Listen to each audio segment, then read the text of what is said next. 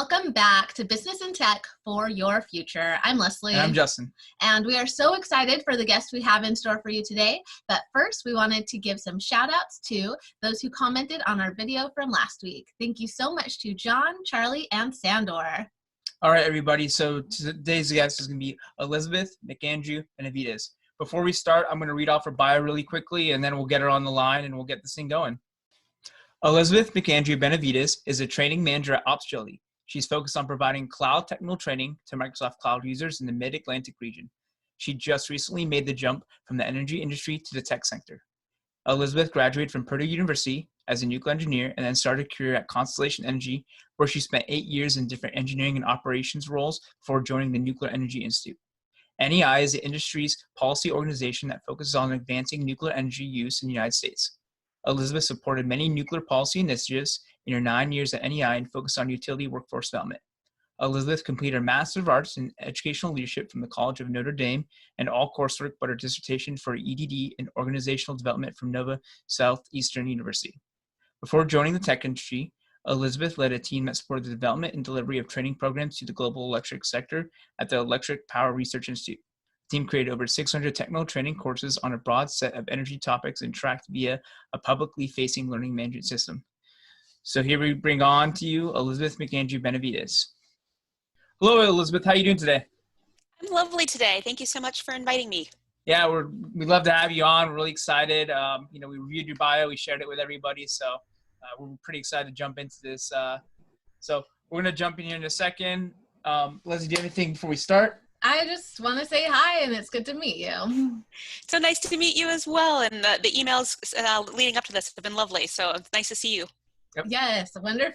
Well, we're excited to get to know you even better tonight. Yep, and I'm sure our audience is as well. So they're all pretty excited. I know I had a few people asking about energy stuff. So you got to get background in that and in the IT field as well. So this is, I think, a really great mix. So let me just jump into the first question. So what does your role entail for what you're currently doing? And can you kind of go over that a little bit? Absolutely. So my current role is that I'm working with organizations that use cloud computing technology and helping them create multi-year strategic plans called enterprise learning plans that outline the recruiting, onboarding, training, professional development, and knowledge transfer activities needed to cultivate their information technology talent. So that way they can make sure they can continue to support their organization's mission. And then at Opsgility, where I work, we then provide custom training and certification-focused courses and even on-demand courses to help fill in some of those gaps that are identified.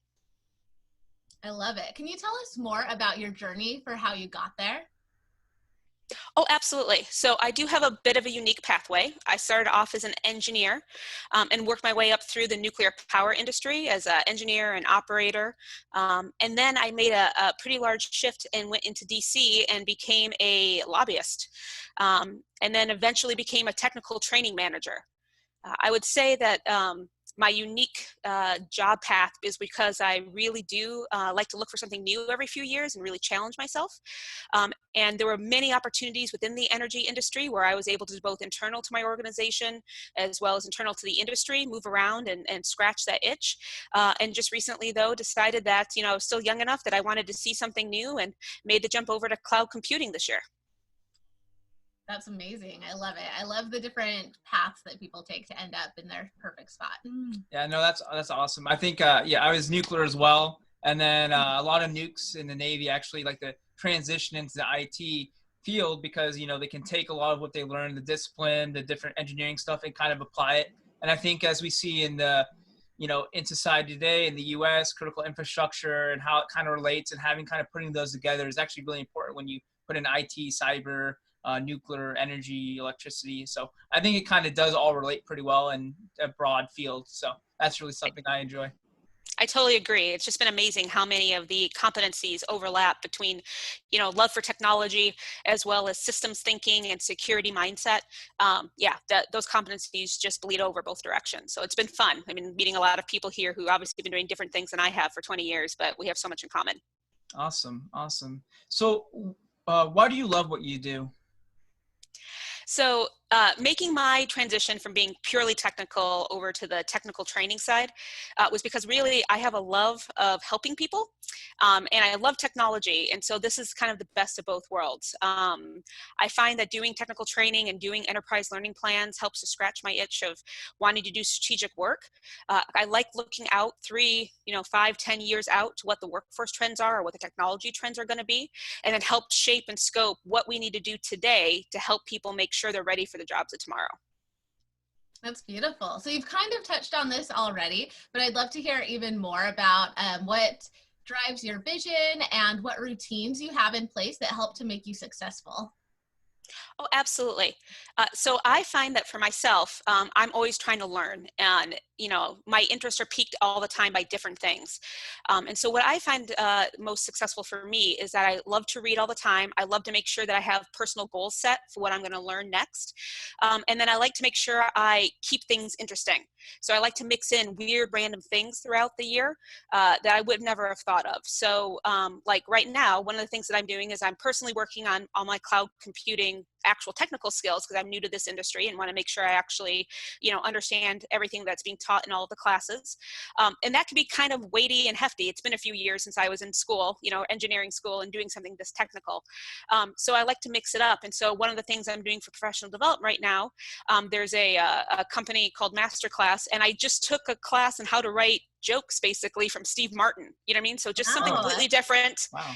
Just to make sure you mix it up and make sure both sides of your brain are always being cultivated. I love that. He is the king of comedy. So That is really cool. That is really cool. Do you have any great jokes for us you want to share? No, I'm not sure I can write a great joke, but I now can identify when they're not funny and why they're not funny. So that at least made me feel more, the next time I get to go to a show here in DC and see a great comedian, I'll know why they make me laugh, and when they don't make me laugh, why that's so. So I definitely learned a lot, but not ready to go on the road yet. Okay, keep us posted. We'll definitely have you back then as well. Yeah, that'll be interesting. Definitely interesting. So would you mind sharing about how you've helped people establish themselves and grow in this field? Oh, absolutely. That's such a key part for a technical training manager's role. So in many times, what I'm doing here is more global or enterprise-wide by trying to develop those enterprise learning plans. And you're really trying to help make sure there's the right pathways for everybody in the organization, new hires, mid-career professionals, and already existing experts that people have in their organization, and helping to keep them growing and developing. And that's usually by, really working on the strategic side here for what the company or organization is currently trying to achieve, what they hope to achieve in the future, and what external resources and or external activities are going on that are going to affect them, to help them predict where to help develop their people. But I personally find that what's most inspirational for me and what really keeps me going is when I get to work more on the individual level. And I love having, learning development conversations with individuals and really talking about their personal background and what their career goals are, and helping them map where they're trying to get to as a destination, and finding them mentors or finding them the right plans, and even helping to direct them a little bit here on thinking more broadly, to achieve their overall goal for their career. And I just find those so fruitful and so fulfilling for me personally. Thank you for that work. That's an amazing thing that you're doing for people. It is a lot of fun. Yeah. Good. I'm so glad. So can you tell us about any trainings that you would recommend for people who are kind of getting interested at this point in technology or business? Absolutely. So I'll just shamelessly plug my own company here, but Opsgility, we are a cloud computing training organization. We have a wonderful tool called Skill Me Up, which is a learning management platform that everybody can use for the first 2 weeks for free. So you can try it out yourself and see how lovely it is. And then it has a very low monthly rate, but the platform actually gives you access to hundreds of on-demand courses for all the different types of cloud computing skills that you might need, and ones that tie directly to the certifications that are so important in the IT community, which I find absolutely wonderful. But what makes our tool different and is included in the monthly subscription is the fact that we have real live labs, so you can actually practice the cloud computing skills in a sandbox environment and actually practice, so that way you learn hands-on as well as through the videos. And we also then provide through that platform Skill Me Up live sessions. So you can register to take courses with real instructors and not just do the videos, and actually ask questions from experts and such throughout the month for whatever class meets your needs. That system also then provides something that we call expert talks. And so for those individuals who aren't new and, you know, really just looking for professional development, we kind of call them our weekly conferences. And so multiple times a week, we will have like lunch and learn type activities where experts get on, not necessarily even our own employees, but actual global experts on cloud computing topics. And they'll do an hour deep dive on certain topics. And I find those personally just fascinating right now. I go to 3 or 4 of those a week. So the tool is wonderful to use. It's available everywhere. If you are, you know, anywhere in your career, you know, trying to work a little bit at night, work on the weekends, or you're a military person deployed somewhere internationally and exciting, this tool can be useful to you as you get prepared here for your next step in your career. Awesome. So I know you kind of touched on this a little bit, but maybe you can go a little bit more depth. So what kind of drives that vision, and what routines do you have that have helped you to be successful? Oh, absolutely. So just, you know, to add some of the things that I've done throughout my career, never be afraid of learning something new. What I found was that I was you know, kind of out of the engineering school engineer for a few years, and realized here there was a lot more to find out and learn within the energy industry. So I made a jump and went over into the business development area for a year and did a rotation in that group just to kind of see how the business of energy worked. That was lovely and very insightful, and got to see the vision of how energy companies look at themselves. I then took a step in a different direction and did a few years in the operations department, where I was literally in the power plant every day, making sure pumps and valves were working and running different preventative maintenance activities and keeping the operations going so we could produce electricity. Once again, completely different and absolutely fascinating every day about what was going to happen and learning new things every single time I went in there. And then ended up taking another change within, this is all within my first company. You know, I spent 9 years there, did a rotation then through our department that was looking to build a new nuclear power plant, and spent a lot of time here collecting the environmental data and the technical information to scope what building a new plant would look like, before realizing that really my passion was the technical training area, and managed throughout that time period to finish my master's in education, and took a job in DC with the Trade Association, where I helped community colleges and universities in this country create nuclear energy curriculum. So that way we could have entry-level people come into our jobs, be more knowledgeable and capable. While doing that, I realized there were things I still didn't know. So I worked on my PhD in education, and ended up helping the broader energy industry do very similar work for curriculum writing and for workforce development activities to bring people into utility jobs, because they're in every community. They're very much a necessary activity. And I mean, right now it's so important as people here are working from home.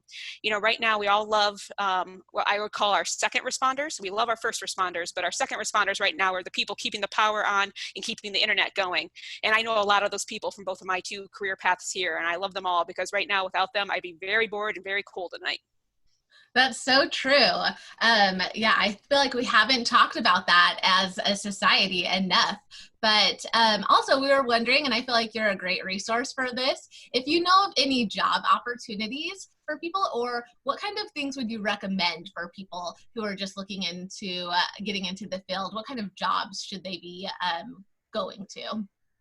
Absolutely. So, you know, it is a hard time right now for a lot of people, but I was just reading this morning an article from LinkedIn. The one sector right now that is still hiring en masse is the web cloud kind of IT area. Like I said, you know, keeping Netflix running and keeping, you know, all of our internet running is something that people are still prioritizing, and therefore the jobs still need to be filled. And so if you look at those types of companies, those ones that you all know the names of, they still have openings and are hiring quite aggressively. As well as other high-end, high-tech organizations. And quite honestly, I've been amazed by this, but you know, I've spent here the last 3 months in my new job here studying up for my certification for something called AZ-104, which is like a basic cloud computing administrator, almost like their entry-level job.